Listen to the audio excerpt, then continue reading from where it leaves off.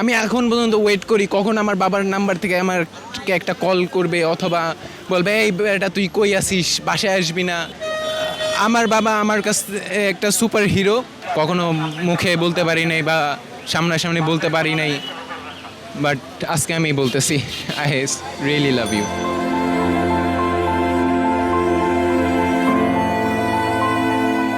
বাবা লাস্ট নভেম্বরে হলো একটা মানে ডেঙ্গু হয়ে আইসিইউতে ছিল, তো তখন সে নভেম্বরের 1 তারিখে মারা গেছে। অ্যান্ড সত্যি কথা বলতে কি যে সবার সাথে সবার বাবার একটা ভালো সম্পর্ক থাকে, বাট আমি কখনো এটা বিল্ড আপ করতে পারি না। বাট আমি হিউজ রেসপেক্ট দিয়ে আমার বাবাকে বলি, উনি আমার জন্য যতটুকু করছে, আমি জানি না যে পৃথিবীতে এমন বাবা পাওয়া যায় কি না। আমার বাবা আমার কাছে একটা সুপার হিরো, অ্যান্ড সে যেগুলো আমার জন্য করে গেছে, huge respect. I am sorry আমি কোনো সময় একটা ভালো ছেলে হইতে পারিনি, বাট স্টিল আমার বাবা আজকে নাই, আমার সাথে নাই, আমি এতিম। আমি আমার বাবারে এখনও মিস করি, সারাটা জীবন মিস করব। অ্যান্ড আমি মনে করি যে না, আমার বাবার মতো আর কোনো বাবা আছে পৃথিবীতে।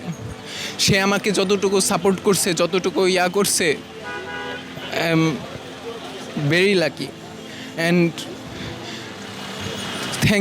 Thanks a lot. আমার বাবাকে আমি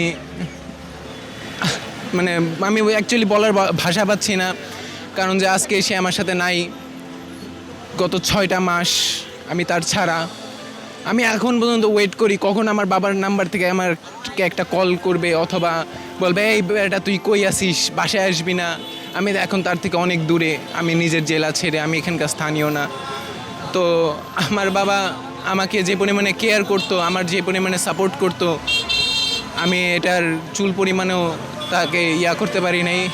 অ্যান্ড আমি এটাই বলবো যে সবাই সবার বাবাকে ভালোবাসো, কারণ যে একবার যদি চলে যায় তাহলে জীবনেও ওইটা পাবা না।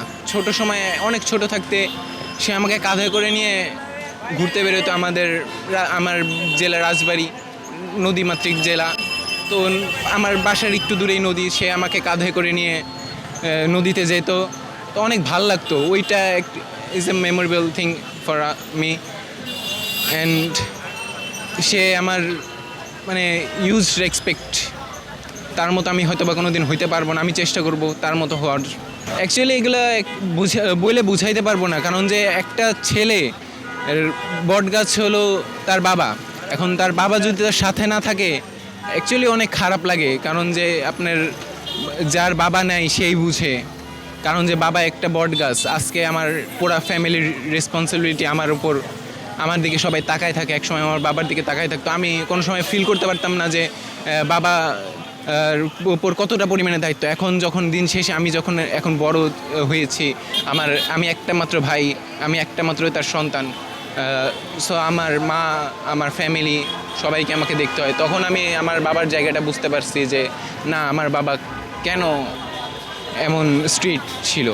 আমার বাবা অনেক স্ট্রিক্ট ছিল, আমাকে অনেক ডিসিপ্লিন দিয়ে বড় করছে। অ্যান্ড সে সবসময় তার রাজনৈতিক ক্যারিয়ার নিয়ে না থাকলেও সে আমাদেরকে অনেক সময় দিছে। And end of the day he is my super hero and I love you. কখনো মুখে বলতে পারি নাই বা সামনাসামনি বলতে পারি নাই, বাট আজকে আমি বলতেছি আই রিয়েলি লাভ ইউ।